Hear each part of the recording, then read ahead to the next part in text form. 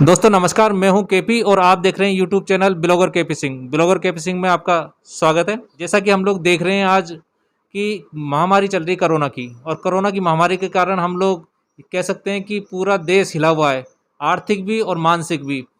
इसी बात को लेकर आज हम मिल रहे हैं एक ऐसे हस्ती से जो अपने आप में एक पहचान रखती है। नमस्कार दोस्तों, मेरा नाम Hukamchand Sharma, wild life artist हूँ रणथंभौर से। केपी सिंह जी इस कोरोना काल में बहुत ही प्रशंसनीय काम कर रहे हैं। मैं डेली इनका ब्लॉग यूट्यूब पे देखता हूँ। आप लोग भी इनको फॉलो करें। ये हर एक उस मुद्दे को उठा रहे हैं जो वाकई में इस कोरोना काल में अहम मुद्दे हैं। आज हम बात करेंगे हुकुम जी कि आज जो कोरोना काल चल रहा है उसमें हम कितने आघात है, जो मानव जाति है वो कितनी परेशान हो रही है। तो आप इसका कारण किसे मानते हैं, कि मानव खुद इसका कारण है या प्रकृति ने ये ऐसा किया है हमारे साथ में? देखिए केपी सिंह जी, इसके पीछे काफ़ी वजह हैं।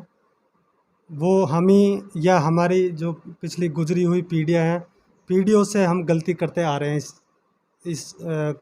जो आज ये इतनी बड़ी महामारी आई है, इसके हम सभी जिम्मेदार हैं। जिम्मेदार ऐसे हैं कि ये तो चलो बीमारी आई है, पर आज हवा में किस चीज़ की कमी है, को क्यों है, ये भी चीज़ हमको समझना बहुत ज़रूरी है आज के ज़माने में। मतलब जैसे मैं आपको मैंने काफ़ी लोगों के मैं यूट्यूब पे भी देखता हूँ, सोशल साइट्स पे भी अपन एक्टिव रहते हैं। तो उस पे अपन देखते हैं कि कई लोग मुद्दा उठा रहे हैं इसका, कि आज हवा में भी ऑक्सीजन की वैसे भी कमी है। ये क्यों हुई? क्योंकि इतने पेड़ कट के लगा कोई रहा नहीं। और तो हमें सजग होना पड़ेगा। ये चीज़ शुरुआत है पृथ्वी के उस अंतिम चरण की, जो हम आने वाली पीढ़ी को खो देंगे। तो उसको समझते हुए अपन को, हर आदमी को सौगंध ले लो बिल्कुल कि 2 पेड़ मुझे लगाना है, लगाना है, लगाना है। मगर क्या ऐसा होता है कि व्यक्ति आज जिस स्थिति में है, मान के चल रहे हैं कि हम लोग बात तो कर सकते हैं, बहुत अच्छी बात करते हैं, हम लोग कहते हैं कि हमें 2 पेड़ लगाना है, क्या हम लगाते हैं पेड़? मगर जब हमारे पास मुसीबत आती है, जब हमें वो चीज़ें याद आती है, नेचर याद आता है, मगर बाद में हम लोग भूल जाते हैं।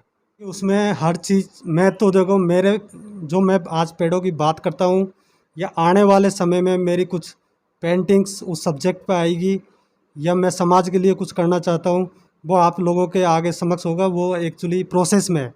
बिल्कुल। मैं कोई संस्था के थ्रू या इस तरह का काम करने की प्लानिंग है पूरी, वो टोटली प्रोसेस में है। बाकी आपने जो बात बताई है कि हर आदमी जो बात करता है तो लगाता कोई भी नहीं है, तो उसमें ये समझना होगा कि जो आदमी नहीं लगा सकता ना, ईमानदारी से नर्सरी से ख़रीद के 2 पौधे मुझे ला के दे कल से। जब हम ये काम स्टार्ट कर रहे हैं तो मैं इस तरह का ऑप्शन रखूँगा अपने पब्लिक के सामने। या फिर जो जो ऑलरेडी कर रहे हैं, काफ़ी सारी संस्थाएं हैं जो वाइल्ड लाइफ के लिए काम करती है, आप वहाँ जाके दे सकते हो, स्कूल में जाके दे सकते हो, आप बगीचे में या कहीं पे भी आप लगा सकते हो। ये सब बहाने हैं कि आप बातें कौन, जब मैं बातें स्टार्ट कर रहा हूँ, मैं आपको डेली दिखाऊंगा। अगर इस चीज़ पे हम काम करेंगे तो डेली दिखाऊंगा। आज मैंने 100 पौधे वहाँ पे दिए, तो ऐसे काम होगा ये। और समझना पड़ेगा अपनी संतान के लिए अपन 2 मंजिल बना रहे हैं, 3 मंजिल बना रहे हैं, पैसे इकट्ठा कर रहे हैं, उसके लिए सांस छोड़ोगे, पानी छोड़ोगे उसके लिए। तो ये चीज़ समझने वाली बात है। अब बेसिक पे आ जाओ। अब मत देखो कि क्या हमको ये पैसा जोड़ना है, अभी तो ये देखो कि आगे हवा पानी कितनी शुद्ध रखना है, हमें पानी कितना बचा रहे हैं अपन सब लोग, जब जाके इस गोले को हम बचा पाएंगे। बहुत अच्छी बात कही हुकुम जी आपने, कि हम अपने जो पुत्र होते हैं या बच्चे होते हैं उनके लिए हम लोग घर तो बना देते हैं 2-2 मंजिल का, मगर क्या हम उनके लिए ऑक्सीजन दे के जाएंगे, पानी दे के जाएंगे? जब हम ये जो नेचर में जो चीज़ें हैं, और नेचर में सबसे बड़ी अगर देखा जाए ऑक्सीजन के लिए तो पेड़ है। तो जैसी बात कही इन्होंने कि आप मुझे ला के दीजिए 2 पौधे, मैं लगाऊंगा और बताऊंगा कि हाँ भाई मैंने लगाया, तो ये बहुत बड़ी जिम्मेदारी है। अपने आप में ये बात कह देना ही नहीं है, उसकी जिम्मेदारी उठाना भी सबसे बड़ी बात है। हुकुम जी, मैं आपसे पूछना चाहूँगा कि जो आज कोरोना काल आया है, ये कोरोना काल का जिम्मेदार है कौन? इस पे आप थोड़ा प्रकाश डालिए। देखो मैं इतना कोई ज़्यादा समझता नहीं इन चीज़ों में, बाकी मोटा मोटा ये जानता हूँ कि इसके लिए अपन ही लोग जिम्मेदार हैं। अपना खान पान, रहन सहन, सोच विचार, ये हर चीज़। अभी उसी मुद्दे पे अपन ने बात करी थी कि प्रकृति है तो सब कुछ है। आज प्रकृति का आप कितना डरावना रूप दे फील नहीं करते हो? मुझे तो फील होता है। आज आकाशीय बिजली चमकती है, कितने हादसे होते हैं, कितने न्यूज़पेपर में अपन देखते हैं कि कितनी जगह बिजली गिरी। आज जो तूफान आते हैं वो अविस्मरणीय है, मतलब देखा पहला कभी नहीं है ऐसा। एक से बढ़कर एक तूफान आ रहे हैं, है ना। और हर चीज़ में ये समझने वाला, मतलब उस खतरा की घंटी को सुनो। प्रकृति का आज रौद्र रूप जो हुआ है ना, वो अपनी जिम्मेदार है। और ये प्रकृति के ये साइड इफ़ेक्ट है। ये हवा में ऑक्सीजन की कमी होना या कोई जीव जंतु जो भयानक रूप देख रहे हैं हम प्रकृति का, वास्तव में ये भयानक रूप ही है कि हम लाशों पे लाशें देख रहे हैं और हॉस्पिटलों में बेड नहीं मिल रहे, और जिनकी मृत्यु हो रही है उनको जलाने के लिए भी स्थान नहीं मिल रहा है, यानी कि शमशान में भी। और विशेषकर अगर बात की जाए तो जिनकी डेड बॉडी है, जिन रिलेशन वालों की जो मिलने वाले हैं, उनको भी बॉडी नहीं दी जा रही। यानी कि कोरोना अपने आप में एक भयानक बीमारी है, और इस बीमारी से अगर बचना है हमें, तो सबसे पहले हमें खुद जागरूक होना होगा, सचेत होना पड़ेगा। हमें डिस्टेंसिंग का ध्यान रखना पड़ेगा, मास्क का ध्यान रखना पड़ेगा, सैनिटाइज का विशेषकर ध्यान रखना पड़ेगा, और शादी समारोह में जाने से बचना पड़ेगा हमें। अच्छी बात है। तो मेरा कहना है और सरकार का भी कहना है, 2 गज की दूरी और मास्क है ज़रूरी।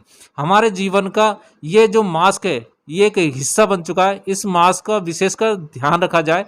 हम बाहर निकलते हैं तो मास्क ज़रूर लगाएं, क्योंकि अवेयर सबसे पहले हमें खुद को होना पड़ेगा, ना कि और किसी को। हम लोग कहते हैं यार उसने तो मास्क नहीं लगाया, नहीं, हमको उसकी तरफ करने से पहले 3 उंगलियां अपनी देखनी पड़ेगी, ये 3 उंगलियां तो मेरी तरफ है।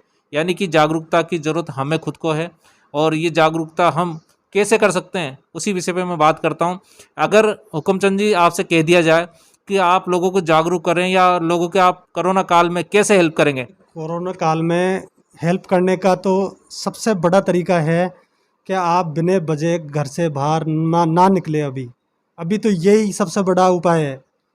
उसके बाद हाँ, ये ज़रूर है, ये महामारी अपन को इसको पॉजिटिवली अगर अपन सकारात्मक तक उस हिसाब से लेते हैं, तो आगे के लिए काफ़ी चीज़ अपन को ये सीख देगी।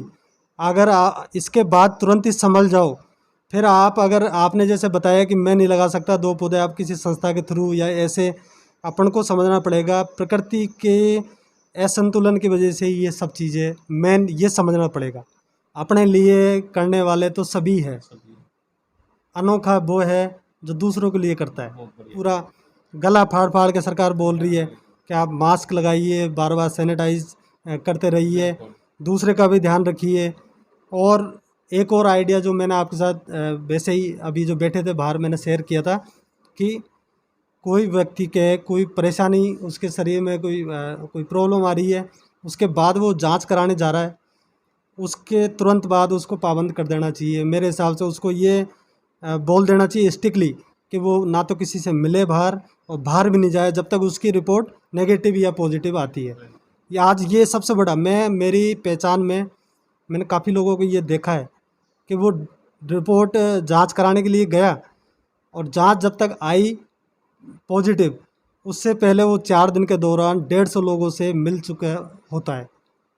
तो ये मैं सोचता हूँ कि एक छोटा सा कदम काफ़ी अहम होगा इस चीज़ को रोकने में, ये जो बीमारी फैल रही है इस टाइम पे।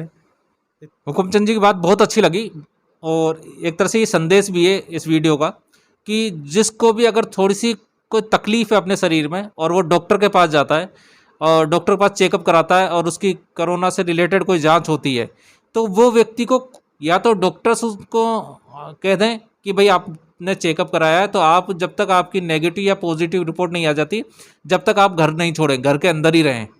तो क्या होगा, एक संदेश जाएगा कि हाँ यार सही काम है। अब मगर वो बंदा होता क्या है कि जांच कराने के बाद में कहीं भी घर से आता जाता, सब लोगों से मिलता है, तो अगर जब वो पॉजिटिव आता है तो प्रॉब्लम क्रिएट हो जाती है, और लोगों से तो मिल चुका था, तो ये बीमारी कहीं ना कहीं वो फैला रहा है। तो विशेषकर ध्यान रखा जाए, जब भी हम कहीं डॉक्टर के पास चेकअप कराने जाते हैं, तो जब तक रिपोर्ट नहीं आ जाती, चाहे नेगेटिव या पॉजिटिव हो, जब तक कहीं भी नहीं निकले। दोस्तों, अगर आपको ये वीडियो पसंद आ रही है तो लाइक करें, शेयर करें, सब्सक्राइब करें, और अब आप अगर इस वीडियो को पहली बार देख रहे हैं तो बेल आइकन जरूर दबाएं। हमें कमेंट करके बताएं कि आपको वीडियो कैसी लगी। प्रकृति बचाओ, मानव बचाओ, हमारी जो आने वाली पीढ़ी है उसको संवारो।